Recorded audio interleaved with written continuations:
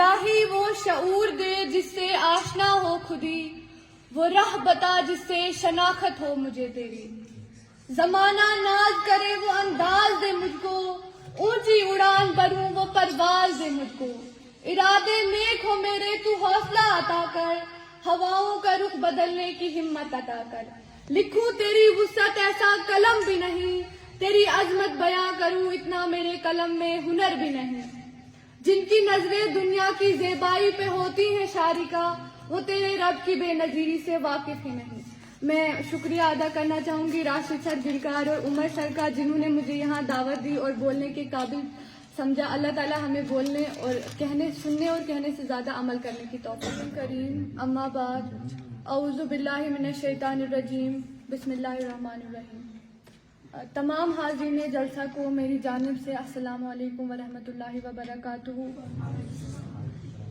جس مقصد کے لیے مجھے یہاں پہ بلایا گیا ہے کہ میں نے لکھنے کا آغاز کیسے کیا، اس پہ بتانا چاہوں گی۔ سب سے پہلے تو جب ہمیں گھر سے اسکول بھیجا جاتا ہے ایک بچے کو، اسے یہ کہا جاتا ہے کہ اگر اسے اپنی زندگی میں بلندی حاصل کرنی ہے، اپنی زندگی میں عروج حاصل کرنا ہے، تو اسے بہت پڑھنا ہوگا، بہت محنت کرنی ہوگی، تاکہ وہ پھر ایک بہت بڑا ڈاکٹر، انجینئر بن جائے، اس کے پاس بڑا بنگلہ ہو، بڑی گاڑی ہو، اور وہ اپنا عروج حاصل کرے گا۔ لیکن اللہ تعالیٰ کی نظروں میں عروج کیا ہے وہ ہم اس کو نہیں سکھاتے ہیں، کیونکہ میری ناول کا نام ہے سعود۔ سعود عربی زبان کا ایک لفظ ہے جس کے معنی ہے عروج کرنا۔ سب سے بڑا عروج ایک انسان کے لیے ہے خودی اور خدا کو پہچاننا۔ اگر آپ خودی کو نہیں پہچان پاتے ہیں تو آپ خدا کو کیا پہچان پائیں گے؟ عروج جو ہے، سعود انسان اپنی جھونپڑی میں بھی اگر وہ نماز پڑھے اور خودی اور خدا کو پہچانے، وہ حاصل کر سکتا ہے۔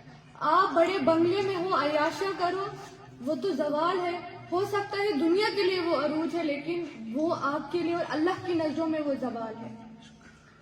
کیونکہ جب میں نے پہلے 8th کلاس میں لکھنا شروع کیا، میں نے 9th کلاس میں کچھ چند کتابیں پڑھی اور 10th میں نے یہ فیصلہ کیا کہ میں لکھوں گی۔ اور میرے چاچا محترم عبدالرشید صاحب ڈار، انہوں نے مجھے کہا کہ آپ کو دنیا کی کامیابی مل جائے گی، لیکن وہ ہر صبح مجھے نماز کے لیے اٹھاتے تھے کہ آپ اٹھو، یہ کامیابی ہے آپ کی۔ تو میں سوچتی تھی کیا صرف نماز پڑھنے سے کسی کو کامیابی مل سکتی ہے؟ اور یقین مانے کہ جب میں نے قرآن پاک پڑھنا شروع کیا اور میں نے یہ ارادہ کیا کہ نہیں، جب میں اپنا قلم اٹھاؤں گی تو میں اللہ تعالیٰ کے بارے میں کچھ ایسا لکھوں گی جب وہ معاشرہ پڑھے وہ جانے کہ ریئل سکسیس کیا ہے۔ اور میرے بھائیوں نے، میرے کزنس نے، وہ یہاں پہ آئے بھی ہیں، انہوں نے مجھے ہمیشہ بولا کہ آپ کو کبھی ہار نہیں ماننی ہے، جیسا ہے ویسا ہے، آپ کو ہمت رکھنی ہے، توکل رکھنا ہے اللہ تعالیٰ پر۔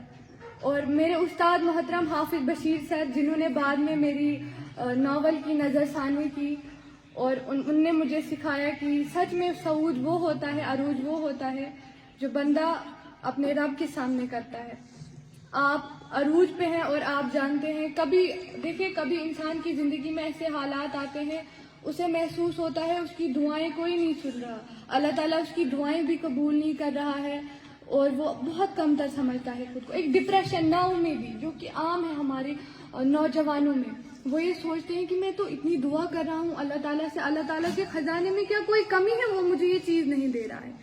غلطی یہ ہے کہ ہم مان لیتے ہیں، ہم سوچتے ہیں کہ ہمیں ہماری تمام نیکیوں کا صلہ اسی دنیا میں ملنا چاہیے، لیکن اللہ تعالیٰ ہماری تمام آزمائشوں کا صلہ ہمیں آخرت میں دے گا۔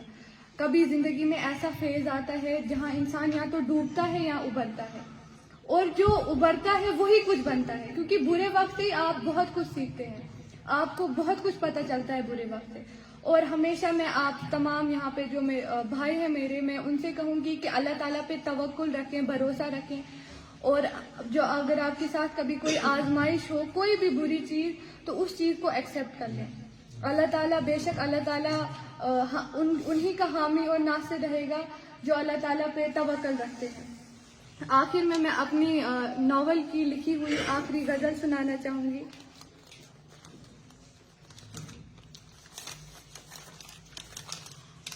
بسم اللہ الرحمن الرحیم۔ الہی وہ شعور دے جس سے آشنا ہو خودی، وہ راہ بتا جس سے شناخت ہو مجھے تیری.